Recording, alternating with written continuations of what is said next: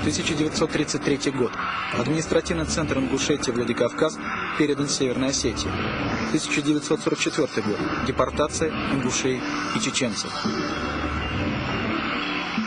Совершенно секретно Народному комиссару государственной безопасности товарищу Лаврентию Берии докладываю, что к погрузке переселяемых чеченцев и ингушей было приступлено 29 февраля 1944 года.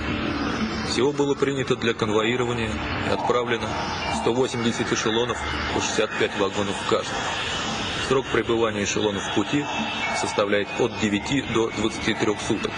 Начальник конвойных войск НКВД СССР генерал-майор Бочков.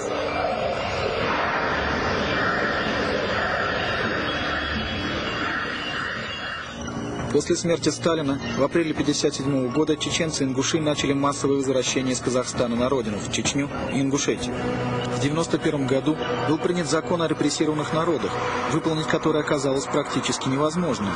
Из-за введенного руководством Северной Осетии ограничения прописки граждан ингушской национальности в пригородном районе города Владикавказ. Основанием такого ограничения явился тот факт, что этот район с 1944 года был заселен осетинами. В 1991 году пересмотр границ представлялся гибельным для Северного Кавказа. Достаточно было одного вооруженного конфликта, и принцип домино сработал бы моментально. К тому времени территориальные претензии уже стали причиной вооруженного столкновения между Грузией и Южной Осетией. В 90-м году во Владикавказе появляются листовки с призывами к войне следующего содержания. Осетия без ингушей. У ингушей достаточно золота для подкупа Москвы. Если этот процесс не пресечь, то через 75-100 лет Осетия превратится в Ингушетию. 13 августа 90-го года глава Северной Осетии Асхарбек Галазов в телевизионном интервью на вопрос «Как вы воспринимаете факт выхода из КПСС Бориса Ельцина?» отвечает: «Партия очищается». Августовские события 1991 года в Москве заставили осетинское руководство изменить свою позицию. Спустя несколько дней после путча в газетах появляются официальные заявления правительства Северной Осетии, гневно осуждающие действия путчистов в Москве. В 1991 году избранный народом президент России Борис Ельцин приезжал в Ингушетию. Выступая в Назрани, он говорил: «Слава Богу, на этой земле нет войны. Я не дам в обиду братьев чеченцев и ингушей». Но прошел год, и началась бойня. Ингушский народ своей историей доказал, что он не агрессивен, что он добр, что он трудолюбив, что он не завоеватель. Нет, он требует справедливости. И пусть никто из вас не сомневается в слове первого президента России Бориса Ельцина. 1992 год. Северная Осетия формирует вооруженные отряды, состоящие из дивизии Дон, курсантов военных училищ, осетинского ОМОНа, гвардейцев, 2 десантных полков, а также из Южной Осетии в Владикавказ прибывают 500 добровольцев. Они хорошо вооружены и, что самое главное, имеют опыт ведения боевых действий. Свою подготовку цхинвальцы показали в первых же сражениях с ингушскими воинами. Общая численность осетинских ополченцев достигла 30 тысяч бойцов кадровой армии, оснащенной самым современным вооружением. 14 декабря 1992 года тогдашний замминистра внутренних дел России Анатолий Куликов заявляет: если в Осетии оружие у гвардии народного ополчения узаконено, то на другой стороне картина иная.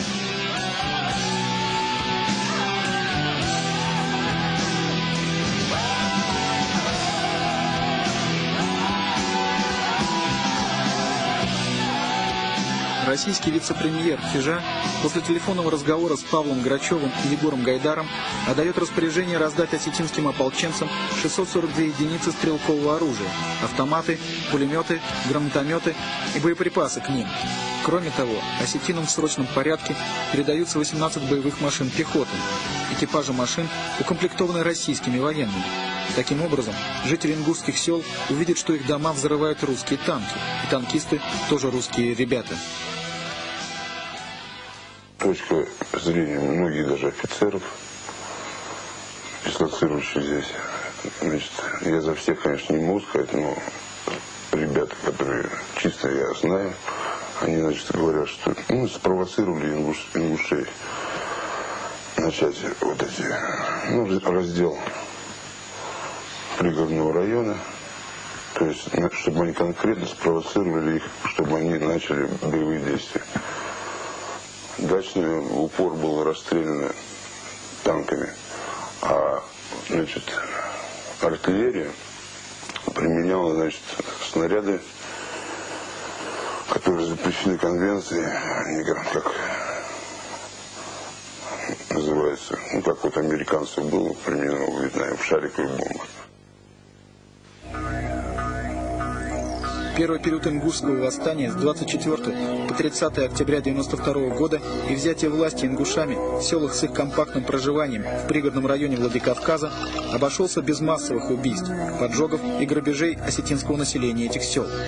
31 октября 1992 года, после того, как стало известно о захватах и расстрелах заложников ингушей и о начале концентрации российских войск в аэропорту Беслан, имеющего статус международного, началось взятие заложников осетин.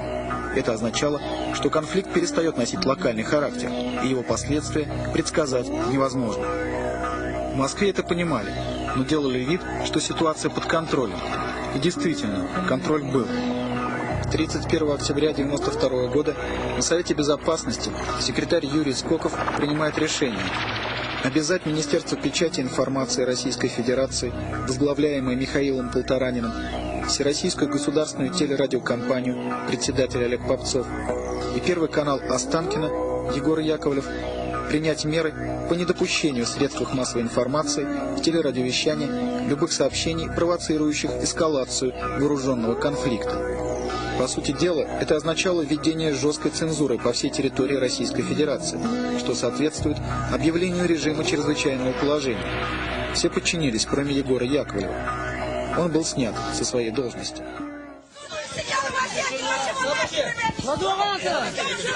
Органы правопорядка и история рассудят, кто были те безответственные и бесчестные политики, и здесь, в Ингушетии, и там, в Осетии, которые толкнули два народа к страшной кровавой трагедии и для того народа, и для другого народа. Естественно, было бы хорошо, если бы мы знали о том, что разгорится этот конфликт не когда он разгорелся, а, по крайней мере, на 5 дней раньше. А зачем же та власть нужна, если она ничего не знает никогда? Егор Тимурович! Вы знаете, вот самое легкое, это сейчас, используя вот эту вот тяжелейшую ситуацию кровь, еще раз постараться раскачать ситуацию и толкнуть людей еще раз друг против друга. Но это самая безответственная позиция из всех, какие есть.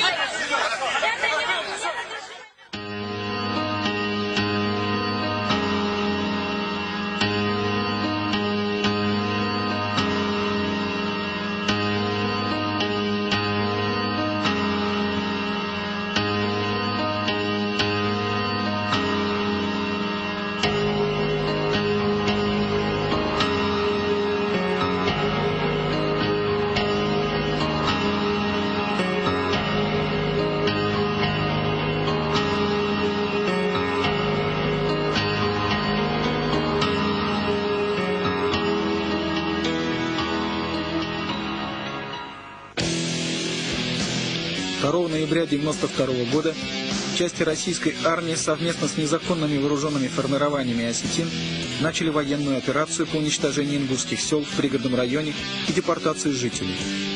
По завершении операции войска двинулись в Чечню, но были остановлены жителями чеченских сел, ставшими на их пути. Джохар Дудаев официально заявил о нейтралитете. Его войска заняли оборону на территории Чечни. Итак, первый этап завершился. Как это ни странно, но каждая из сторон извлекла из него определенную выгоду. Обиженными остались только ингуши. Менее года потребовалось руководству Северной Осетии во главе с Галазовым, чтобы из рядов непримиримых противников президента Ельцина стать его союзником. Эта странная, на первый взгляд, метаморфоза объяснялась тем, что именно на Северную Осетию с ее развитым промышленным потенциалом руководство России сделало ставку. Осетия нужна России с ее урановыми, серебряными рудниками, свинцовыми и вольфрамовыми месторождениями. России также нужна чеченская нефть. В свою очередь, Осетии также был выгоден альянс с Россией тем, что механизм войны позволял бывшим коммунистическим структурам удержаться у власти. Он позволял расправляться с недовольными национальной политикой руководства республики и сохранял целостность территории. Противостояние было выгодно и российскому руководству, сделавшему из вчерашних оппонентов союзников, подкрепив этот союз штыками армии в надежде одержать военную победу над Чечней. И, наконец, это оказалось выгодно Джохару Дудаеву, сумевшему на волне национализма укрепить свои пошатнувшиеся позиции.